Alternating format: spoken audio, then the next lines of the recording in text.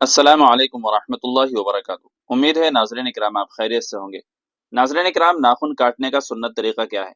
लोगों के दरमियान एक तरीका मशहूर है जो स्क्रीन पर आपको दिखाई दे रहा है। ये मशहूर तरीका ये है कि दाएं हाथ की शहादत की उंगली से शुरू करें और छोटी उंगली तक काटे, फिर बाएं हाथ की छोटी उंगली से शुरू करके अंगूठे तक काटे और फिर आखिर में दाएं हाथ का अंगूठा काटे। ये तरीका सुन्नत से साबित है या नहीं, तो इस सिलसिले में आपके सामने दो फतवा पेश किए जाएंगे। पहला फतवा जामिया उलूम इस्लामिया अल्लामा मोहम्मद यूसुफ बिन नूरी टाउन का है।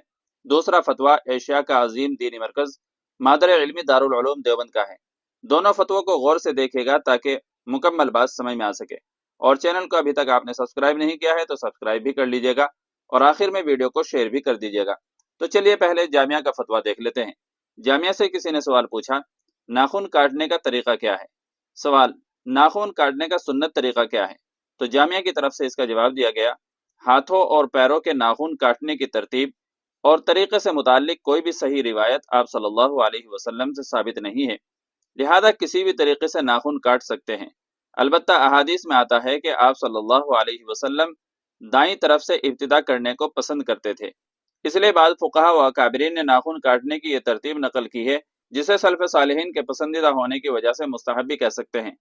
इब्तिदा दाएं हाथ की शहादत की उंगली से करके तरतीबवार छंगलियां यानी छोटी उंगली काटी जाए और फिर बाएं हाथ की छंगलियां यानी छोटी उंगली से शुरू करके तरतीबवार अंगूठे तक काटे जाएं और फिर आखिर में दाएं हाथ के अंगूठे का नाखून काट लिया जाए और पांव की उंगलियों में दाएं पैर की छंगलियां यानी छोटी उंगली से शुरू करके तरतीबवार बाएं पांव की छंगलियां तक काटी जाए।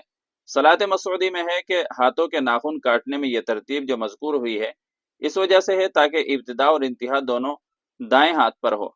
अलबत्ता अल्लामा नबवी रहमतुल्लाहि अलैह ने लिखा है कि पहले दाएं हाथ के मुकम्मल नाखून काटने चाहिए, यानी शहादत की उंगली से शुरू करके छोटी उंगली तक, और फिर उसी हाथ के अंगूठे का नाखून काट लें और फिर बाएं हाथ के मुकम्मल नाखून इसी तरह काटे जाएं। लिहाजा मज़कूरा दोनों तरीक़ों में से कोई भी तरीक़ा इख्तियार कर लिया जाए, ये ज़्यादा बेहतर है। अब देखते हैं दारुल उलूम देवबंद का इस सिलसिले में क्या फतवा है। चुनांचे किसी साइल ने दारुल उलूम देवबंद से सवाल किया, नाखून काटने का सुन्नत तरीका। सवाल, मैंने आपके फतवे में पढ़ा है कि नाखून काटने का कोई ख़ास तरीका सुन्नत नहीं है, लेकिन मैंने तबलीगी जमात वालों से नाखून काटने का सुन्नत तरीका कई बार सुना है। उनका कहना है कि सबसे पहले दाएं हाथ की शहादत वाली उंगली से शुरू करें और छोटी उंगली तक काटे, उसके बाद बाएं हाथ में छोटी उंगली से शुरू करें और अंगूठे तक नाखून काटे, आखिर में दाएं हाथ के अंगूठे का नाखून काटे। बराह करम इस पर रोशनी डालें, जज़ाकल्लाह। दारुल उलूम देवबंद की तरफ से इस सवाल का जवाब दिया गया, बिस्मिल्लाहिर्रहमानिर्रहीम। सही यही है कि नाखून काटने का कोई तरीका सुन्नत से साबित नहीं है।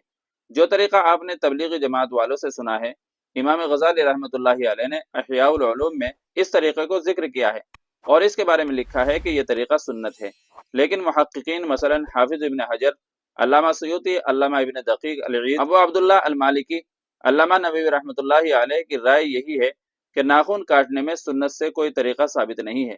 अलबत्ता अल्लामा नबवी रहमतुल्लाहि अलैह ने लिखा है कि मुस्तहब यह है कि पहले दाएं हाथ के नाखून काटे जाएं फिर बाएं हाथ के। वल्लाहु ताला अलम। दारुल इफ्ता दारुल उलूम देवबंद।